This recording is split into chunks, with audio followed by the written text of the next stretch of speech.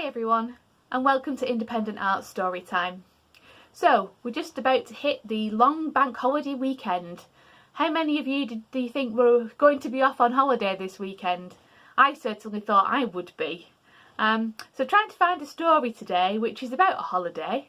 We're going to go back and see Tony and Barry and all those in class 3 and 4 again today. So it's another story from George Layton's The Fib and Other Stories, and it's called The Holiday. I hope you enjoy it, and I hope it makes up for perhaps not being on holiday. It wasn't fair. Tony and Barry were going. In fact, nearly all of them in class 3 and 4 were going, except me. It wasn't fair. Why wouldn't my mum let me go? I've told you, you're not going camping, you're far too young. She said that last year. You said that last year.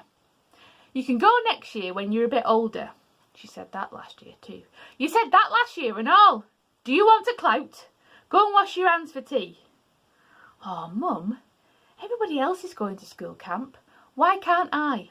Because you're coming to Bridlington with me and your Auntie Doreen like you do every year. Because you're coming to Bridlington with me and your Auntie Doreen like we do every year. I told you. Oh, and every year the same thing. My mum, me, and my Auntie Doreen and Mrs. Sharkey's boarding house. I suppose we'll have that room next door to the lavatory. A double bed for my mum and Auntie Doreen and me on a camp bed behind the screen. I suppose we'll have that rotten room again. Hey, don't be cheeky.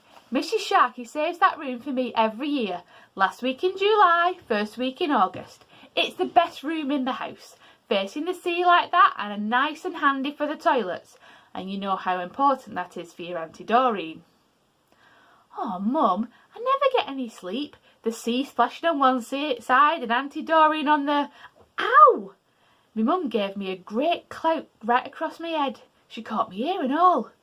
Oh, blooming heck, what was that for? You know very well. Now stop being so cheeky and go and wash your hands. Well, you've done it now. You've dislocated my jaw.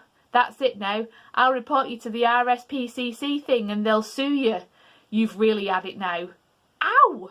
She clouted me again, right in the same place. It's not fair. Tony's mum and dad are letting him go to school camp, and Barry's. Why won't you let me go? She suddenly bent down and put her face right next to mine. Really close. She made me jump. Blimey, that moustache was getting longer. I wish you'd do something about it. It's embarrassing to have a mum with a moustache. Now listen to me, lad. What Tony's mum and dad do, and what Barry's mum and dad do, is their lookout. You will come with me and your Auntie Doreen to Bridlington and enjoy yourself like you do every year. Enjoy myself? Well, that's a laugh for a start. How can you enjoy yourself walking around Bridlington town centre all day looking at shops? You can do that at home. Or else it was bingo. Key of the door, old age pension, legs 11, clickety-click, and all that rubbish. You could do that at home as well. And when we did go to the beach, I had to spend all day rubbing that oily sun stuff on my Auntie Doreen's back. It was horrible. And then the rain would come down and it was back to bingo. Honest, what's the point of going on holiday if you do everything that you can do at home? You want to do something different. Now, camping. That's different. Tony's dad had bought him a special sleeping bag just for going camping. I wish I had a dad. I bet if I had a dad he'd let me go to school camp. I thought Mum was going to get her mad up when I said that, but she didn't at all. Go and wash your hands for tea, love. Your spam fritters will be ready in a minute. Ugh, blooming spam fritters. Not worth washing your hands for. Yeah, all right. I started to go upstairs. Oh, I was in a right mess now. I told all the other lads I was going. Our names had to be in by tomorrow. We had to give Mr. Garnett our £1 deposit. Well, I was going to go. I didn't care what Mum said. I was going to go somehow. And when I got to the top of the stairs, I kicked a tin waste paper bin on the landing. It fell right down the stairs, didn't half make a clatter. What on earth are you doing? She would have to hear, wouldn't she? Hey, it's all right, Mum. I just tripped over the waste paper bin. It's all right. Stop playing the goat and come downstairs. Your tea's ready. What she was talking about, playing the goat, I couldn't help tripping over a waste paper bin. Well, I couldn't have helped it if I'd tripped over it, and well, I might have done for all she knew. Well, I wasn't going to wash my hands just for spam fritters. Bet we have macaroni cheese as well. I went straight downstairs. Are your hands clean? Yeah. Here we are then. I've made some macaroni cheese as well. Lovely. Come on, eat it up quickly, then we'll have a nice bit of telly. I didn't say anything else about school camp that night. I knew it was no good, but I was going to go. I'd told Tony and Barry I was going. I'd told all the lads I was going. Somehow, I'd get my own way. When I got to school next morning, I saw Tony and Barry with Norbert Lightower over by the black hole. That's a tiny snicket, only open at one end, where we shove all the new lads on the first day of term. There's room for about 20 kids. We usually get about 100 in. It was supposed to be good fun, but the new kids didn't enjoy it very much. They get to enjoy it next year instead. Hello, Tony. Hello, Barry. Norbert Lightower spat out some chewing gum. It just missed me. Oh, don't say hello to me then, will you? No, and watch where you're spitting that rotten chewing gum or you'll get thumped. Barry asked us if we all brought our pound deposit for the school camp. Tony and Norbert had got theirs, of course. No one was stopping them going. I made out I'd forgotten mine. Oh, heck, I must have left mine on the kitchen table. Oh, I see. Well, maybe Garnet'll let you bring it in tomorrow. I didn't say anything, but Norbert did. Oh, no. He said yesterday, today's the last day. He said anybody not bringing their deposit today wouldn't be able to go. He did, you know. Oh, shut up, or I'll do you. I'm only telling you. Well, don't bother. Tony asked me if I'd learnt that poem for Miss Taylor. I didn't know what he was talking about. What poem? Norbert knew, of course. He bought a book out of his pocket. Drake's Drum. Haven't you learnt it? Oh, crikey. Drake's Drum. With all this worry about trying to get to school camp, I'd forgotten all about it. Miss Taylor had told us to learn it for this morning. We're supposed to know it by this morning, you know. I know, Norbert. I know. Honest, Norbert just loved to see you in a mess. I suppose it's 'cause he's usually in trouble himself. I know it. I spent all last night learning it. Listen. Drake, he's in his hammock and 1,000 miles away. Captain, art thou sleeping there below? Slung between the round shot in the Nombres Dios Bay. I snatched the book out of his hands. Come here, let's have a look at it. You'll never learn it in time. Belle'll be going in a minute. You were reading it anyway. I was not. It took me all last night to learn that. Barry laughed at him. What, all last night to learn 3 lines? No clever clogs. I mean the whole poem. Just then the bell started going for assembly and Norbert snatched his book back. Come on, better get into line. Garnet's on playground duty. Norbert went over to where our class was lining up. Barry's in class 4, so he went over to their column. See you at playtime. Yeah, ta-ra. While we were lining up, we were all talking. Mr. Garnet just stood there with his hands on his hips, staring at us, waiting for us to stop. Thank you. Some of us heard his voice and stopped talking. That didn't carry on. Thank you. A few more stopped, and then a few more, till the only voice you could hear was Norbert Lightower's. And as soon as he realised nobody else was talking, he shut up quickly. Thank you. If I have to wait as long as that for silence at the end of this morning's break, then we shall spend the whole break this afternoon learning how to line up in silence. Do you understand? Well, we all just stood there, hardly daring to breathe. Am I talking to myself? Do you understand? Everybody mumbled, yes, sir, except Norbert Lightower. He had to turn round and start talking to me and Tony. Huh! If he thinks I'm spending all my playtime filing up in silence, he's got another thing coming. Lightower!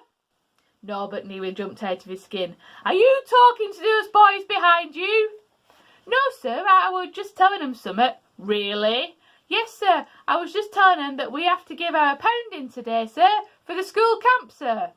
I want 100 lines by tomorrow morning. I must not talk whilst waiting to go into assembly. Oh, sir, 200. He nearly did it again, but stopped just in time, or he'd have got 300. Right, when I give the word, I want you to go to assembly quietly. No talking. Right, wait for it. Walk! Everybody walked in, not daring to say a word. When we got into the main hall, I asked Tony for the book with Drake's drumming, and during assembly I tried to snatch a look at the poem, but of course it was a waste of time. Anyway, I was more worried about my £1 deposit for Mr. Garnett. After prayers, the headmaster made an announcement about it. This concerns only the boys in classes 3 and 4. Today is the final day for handing in your school camp deposits. Those of you not in 3B must see Mr. Garnett during the morning break. Those of you in 3B will be able to hand your money in when Mr. Garnett takes you after Miss Taylor's class. Right. School turn to the right, from the front, dismiss. No talking. I had another look at the poem while we were waiting for our turn to go. Drake is in his hammock, 1,000 miles away. Captain, art thou sleeping there below? Well, I knew the first 2 lines. Tony wasn't bothered. He probably knew it. Don't worry, she can't ask everybody to recite it. Most likely she'll ask one of the girls. Anyway, what are you going to do about Garnett? Do you think he'll let you bring your £1 deposit in tomorrow? Yeah, sure to. If only Tony knew that it'd be just as bad tomorrow. I had to get £1 from somewhere. Then I'd have about 4 weeks to get her mum to let me go. But I had to get my name down today, or it'd had it. Miss Taylor was already waiting for us when we got into her classroom. Come on, children, settle down. Miss Taylor took us for English and religious instruction. Now today we're going to deal with some parts of the Old Testament. Tony and me looked at each other. She got mixed up. Today was English and tomorrow was religious instruction. Now you've all heard of the 10 Commandments. Bloomin' Hummer, what a let-off. Tony was grinning at me. Do you know the first of these 10 Commandments? Jennifer Greenwood put her hand up. She was top of the class every year, and everyone reckoned she was Miss Taylor's favourite. Yes, Jennifer. Jennifer Greenwood wriggled about a bit in her seat and went red. She was always going red. Please, miss. Miss, it's English this morning. Miss, it's religious instruction tomorrow, miss. Honest, I could have thumped her. Then Norbert put his hand up. Yes, miss, you told us to learn Drake's drum for this morning, miss. I leaned across to Tony. I'll do him at playtime. Oh, quite right, Norbert. Thank you for reminding me. Now, who will recite this for me? Everybody shoved their hands up, shouting, Me, miss, miss, miss, me, miss. So I thought I'd better look as keen as the rest of them. Miss, miss, miss. I stretched my hand up high. I got a bit carried away. I was sure she'd pick one of the girls. Me, miss, please, miss, me, miss. She only went and pointed at me. I couldn't believe it. Me, miss? Yes. You seem very keen for once. Stand up and speak clearly. I stood up as slowly as I could. My chair scraped on the floor and made the noise like chalk on the blackboard. Hurry up and lift your chair up. Don't push it like that. Everybody was looking at me. Norbert, who sits at the front row, had turned round and was grinning. Drake's Drum by Henry Newbolt. Miss Taylor lifted up a finger. That's Sir Henry Newbolt. Oh, yes, miss. I was glad she'd stop me. Anything to give me more time. Carry on. I took a deep breath. I could feel Norbert still grinning at me. Drake's Drum by Sir Henry Newbolt. I stopped and I took another deep breath. Drake is in his cabin and 1,000 miles away. I stopped again. I knew after the next line I'd be in trouble. Captain, art thou sleeping down below? The whole class was listening. I didn't know what I was going to say next. I took another breath and I was just about to tell Miss Taylor I couldn't remember any more when Norbert burst out laughing. Miss Taylor went over to him. What are you laughing at, Norbert? Nothing, miss. You think you can do better, is that it? No, miss. Stand up. Norbert stood up. Miss Taylor looked at me. Well done. That was a very dramatic opening. Sit down and we'll see if Norbert Lightoller can do as well." I couldn't believe it. Tony could hardly keep his face straight. Norbert went right through the poem. Miss Taylor had to help him once or twice, but he just about got through it. Miss Taylor told him he hadn't done badly, but not quite as well as me. After that, a few of the others recited it, and then we went on to do English grammar. After Miss Taylor, we had Mr. Garnett. He gave the girls some arithmetic to do while he sorted out the deposits for the school camp. He went through the register, and everyone who was going gave him their £1 deposit until he got to me. "I've forgotten it, sir." "You know today was the last day, don't you?" "Yes, sir." "And all the names had to be in this morning. I told you that yesterday, didn't I?" "Yes, sir. And yes, sir, I'll bring my £1 tomorrow." Mr. Garnett tapped his pencil. "I'll put the £1 in for you, and I want you to repay me first thing tomorrow morning. All right?" Yes, sir, I think so, sir." "Do you want to go to school camp?" "Yes, sir." "Right then, don't forget to give me your £1 tomorrow." "No, sir." I didn't know what I was going to do now. I reckoned the best thing was to tell Mr. Garnett the truth. So when the bell went for playtime, I stayed behind in the classroom and told him about my mum wanting to go to Bridlington with her and my Auntie Doreen. He told me not to worry and gave me a letter to give to my mum that night. I don't know what it said, but after my mum had read it, she put it in her pocket and said she'd give me £1 for Mr. Garnett in the morning. "Can I go to camp then?" "Yeah, if that's what you want." "I don't mind coming to Bridlington with you and Auntie Doreen if you'd rather." My mum just got hold of my face with both hands. "No, love. You go to school camp and enjoy yourself." So I did. I did go to school camp, that's it. But I didn't enjoy myself. It was horrible. They put me in a tent with Gordon Barraclough, and he's a right bully and gets everybody onto his side because they're all scared of him. I wanted to go in with Tony and Barry, but Mr. Garnett said it would upset his schedules, so I was stuck with Gordon Barraclough and his gang. They made me sleep right next to the opening, so when it rained, my sleeping bag got soaked, and they thought it was dead funny to pull my clothes out of my suitcase. My mum couldn't afford a rucksack and throw them all over the place. "Ha! Fancy going camping with a suitcase? Mind your own business, Barraclough. My mum couldn't afford a proper rucksack, and anyway, I'm off to Bridlington on Sunday." I meant it. Sunday was parents' visiting day, and Mum and Auntie Doreen were coming to see me on the way to Bridlington, so I was going to pack up all my stuff and go with them. I couldn't stand another week with Gordon Barraclough. I wish I'd never come. So on Sunday morning, after breakfast in the big marquee, I packed everything into my suitcase and waited for my mum and Auntie Doreen to arrive. They came about 11:15. "Hello, love. Well, isn't it grand here? You're having a nice time, aren't you?" "Yeah, it's not that bad, but I want to tell you something." My mum wasn't listening. She was looking round the campsite. "Ooh, it's bigger than I thought. Is the show tent here?" She poked her head through the flap. I could hear her talking to Gordon Barraclough and the others. No, don't move, boys. We've got a lot of room in here. It's quite deceiving from the outside." Her head came out again. "Here, Doreen, have a look in here. It's ever so roomy." She turned back to Gordon Barraclough. "Well, bye-bye, boys. Enjoy the rest of your holiday, and thank you for keeping an eye on my little lad." I could hear them all laughing inside the tent. I felt sick.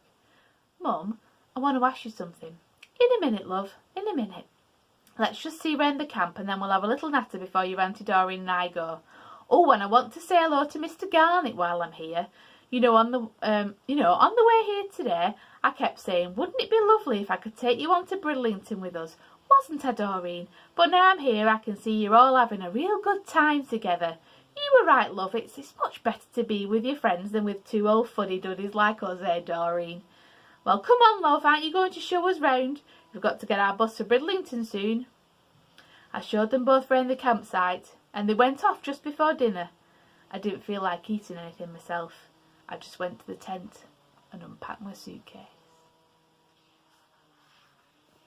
Well, I hope you enjoyed our story today, and I hope that your bank holiday weekend is a pleasant one, even if it's perhaps not quite what we all had planned.